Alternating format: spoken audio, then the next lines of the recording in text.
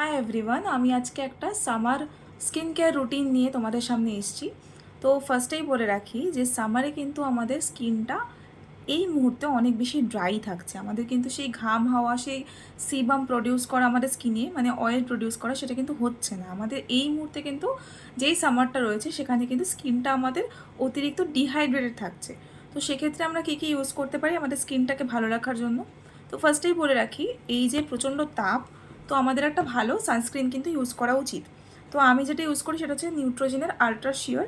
যাদের oily skin, যাদের sensitive skin, ভীষণই ভালো, ওয়েল অ্যান্ড গুড। যাদের সেন্সিটিভ নয় বা অয়েলি নয়, তারাও এটাকে তোমরা কিন্তু ইউজ করতে পারো। এটা কিন্তু একদম অয়েললেস একটা এফেক্ট দেয়, এমন কিছু অয়েল স্কিনে আসে না এটার জন্য। তো তার আগে তোমরা দেবে ময়শ্চারাইজার। এবার আসি যে কথাটা, সেটা হচ্ছে তোমরা ঘরে থাকলে বা বাইরে গেলে বোথ কেসেসে কিন্তু তোমরা সানস্ক্রিন ইউজ করবে অবশ্যই। সানস্ক্রিন কিন্তু আমাদের ঘরের মধ্যেও যে ইউভি রেটা থাকে ওটা থেকে আমাদের স্কিনকে কিন্তু প্রোটেক্ট করে। তো তারপরে যেটা হচ্ছে সেটা হচ্ছে যে আমরা সানস্ক্রিনটাকে কতক্ষণ অন্তর অন্তর ইউজ করব। তো বাইরে যদি তোমরা যাও, ধরো তোমরা মুভিজে যাচ্ছ বা অফিস যাচ্ছ বা যেখানেই যাচ্ছ, তো তোমরা দেখছো যে তোমরা ধরো সকালবেলা 10টায় ঢুকলে এবং 3 ঘন্টা 4 ঘন্টা পরে তোমাদের ওখান থেকে বেরোতে হচ্ছে, তখনও কিন্তু সানডেজটা থাকছে। আমরা কি করব, এটাকে ক্যারি করব এবং এটাকে কিন্তু আমরা বেরোনোর আগে আবার অ্যাপ্লাই করব ভালোভাবে। তো সেভাবে কিন্তু আমরা ওখান থেকে বেরোবো। অ্যান্ড দেন হচ্ছে ক্লেনজিংয়ের কথাটায়, তো আমাদের CTM, ক্লেনজিং, টোনিং, ময়শ্চারাইজিং ভীষণই একটা ইম্পর্টেন্ট স্টেপ। তো এই স্টেপগুলো ফলো করলে কিন্তু একটা আমরা ক্লিয়ার স্কিন পেতে পারি। এবং এই যে ব্লেমিশগুলো দেখছো, এগুলো কিন্তু সমস্ত কিছু গরমের রেজাল্ট। তো গরমে আমরা কিন্তু স্কিনটাকে ডিহাইড্রেটও রাখবো এবং ঠান্ডাও রাখবো। তো আমরা কি করতে পারি এটার জন্য আমরা যেটা করতে পারি সেটা হলো যে আমরা যখন ক্লেনজিং করছি, ক্লেনজিংয়ের পরে কিন্তু আমরা মুখে এখন আইস ইউজ করব। আইস কিন্তু ডাইরেক্টলি ইউজ করা স্কিনেও একদমই উচিত না। আইস হচ্ছে আমরা কি করব, একটা কটন ক্লথের মধ্যে কোনো হ্যাঙ্কি বা কিছুতে আমরা রাখবো, রেখে দেন ওটাকে কিন্তু আমরা ফেসের যেখানে যেখানে আমাদের ওপেন পোর্সের প্রবলেম আছে বা পিম্পল নেইও, সেখানে কিন্তু আমরা মোটামুটি 5 থেকে 7 মিনিট ডেলি বেসিসে ইউজ করব। সেটা একবারও হতে পারে বা দুবারও হতে পারে। এবার আসি ক্লেনজিংয়ের কথায়। যেহেতু আমরা প্রত্যেক দিন সানস্ক্রিন ইউজ করছি এবং সানস্ক্রিন কিন্তু আমাদের স্কিনের পোর্সগুলোকে ক্লগ করে দেয়। যদি ধরো 5 দিন 7 দিন ধরে তোমরা সানস্ক্রিন ইউজ করছো, বাইরে যাচ্ছ বা ঘরে থাকছো, সানস্ক্রিনটা তো আমরা ডেলি ইউজ করছি, বাইরে যাই আর না যাই। তো সেখানে কিন্তু কি হচ্ছে, আমাদের পোর্সগুলো ক্লগ হয়ে গিয়ে সেখানে পিম্পল বা ব্রেকআউটস হওয়ার চান্সেস বেড়ে যাচ্ছে। তো সেক্ষেত্রে আমরা কি করব, সেক্ষেত্রে আমরা ইউজ করব হচ্ছে এরকম একটা মাইসেলার ওয়াটার বা ভার্জিন কোকোনাট অয়েল, যেটা হচ্ছে আমরা ইউজ করতে পারি।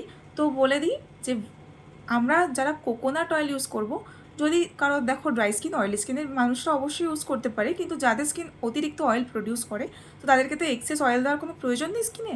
তো যাদের ড্রাই টু নর্মাল স্কিন, তারা কিন্তু তোমরা ভার্জিন কোকোনাট অয়েল ইউজ করতে পারো ডাবল ক্লেন্সিংয়ের জন্য।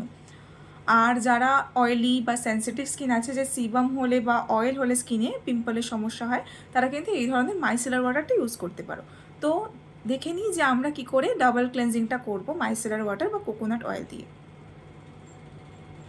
তো আমার ফেসে সানস্ক্রিন এবং ময়শ্চারাইজার ছিল, আমি নিয়েছি গার্নিয়ার মাইসেলার ওয়াটার। তো এটাকে আমি অ্যাক্টিভেট করার জন্য একটুখানি শেক করে নেব। দেন আমি কিন্তু হাতে নিয়ে এটাকে পুরো ফেসে অ্যাপ্লাই করব। এই মাইসেলার ওয়াটারটা কিন্তু আমার স্কিনে যত রকম sunscreen, cream, dirt, excess, sebum এগুলো ছিল, এইগুলো সবগুলোকে তুলে দেবে। আমি 3 থেকে 4 মিনিট মোটামুটি একটা ভালোভাবে ম্যাসাজ করব আমার স্কিনে, যাতে সমস্ত কিছু আমার স্কিন থেকে কিন্তু ক্লিন হয়ে যায়। আর এরপর কিন্তু আমি আমার ফেসটাকে ফেস ওয়াশ দিয়ে ধুয়ে নেবো। তো ফেস ওয়াশ দিয়ে ধুয়ে নেওয়ার পরে আমি কিন্তু আইস দিয়ে নেবো ফেসে।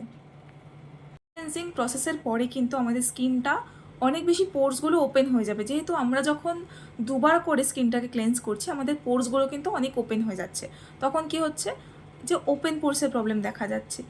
তো তখন আমরা কি করব, তখন আমরা কিন্তু এই ডাবল ক্লেন্সিংয়ের প্রসেসের পরে আমরা আইস দেবো, আইস সাপ্রেস করবো ফেসে। তাতে কী হবে, আমাদের পোর্সগুলো কিন্তু ছোট হয়ে যাবে।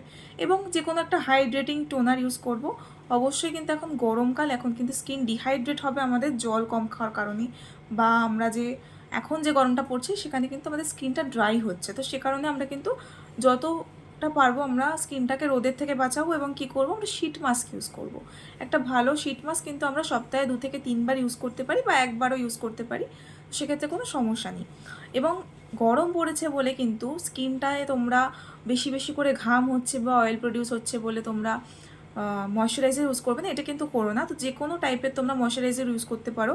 যাদের একটু সেন্সিটিভ স্কিন বা ড্রাই স্কিন তারা সেটাফিল ইউজ করতে পারো, বা যাদের আমার মতো অয়েলি স্কিন আছে, সেন্সিটিভ স্কিন আছে, তারা যে কোনো ধরনের তোমরা জেল বেস বা ওয়াটার বেস ময়শ্চারাইজার কিন্তু ইউজ করতে পারো। যেমন পন্ডসের লাইট ময়শ্চারাইজারটা ভালো, এটা ভীষণ একটা ভালো ময়শ্চারাইজার, একদম রিজনেবল প্রাইসের মধ্যে। বা জয়েরও একটা সেম কাইন্ড অফ ময়শ্চারাইজার কিন্তু আছে, বা প্লামের যে গ্রিন টির যে সিরিজটা আছে, এই টাইপের ময়শ্চারাইজার কিন্তু তোমরা ইউজ করতে পারো। তো এই ভিডিওটা ভালো লাগলে অনেক বেশি বেশি শেয়ার করো, আমার চ্যানেলটাকে কিন্তু অবশ্যই সাবস্ক্রাইব করো, এবং তোমরা কিন্তু কমেন্ট করতে পারো যে তোমরা পরবর্তীতে আরও কী কী ধরনের ভিডিও দেখতে চাও। হোপ এটা তোমাদেরকে গরমকালে অনেক বেশি হেল্প করবে। Thank you.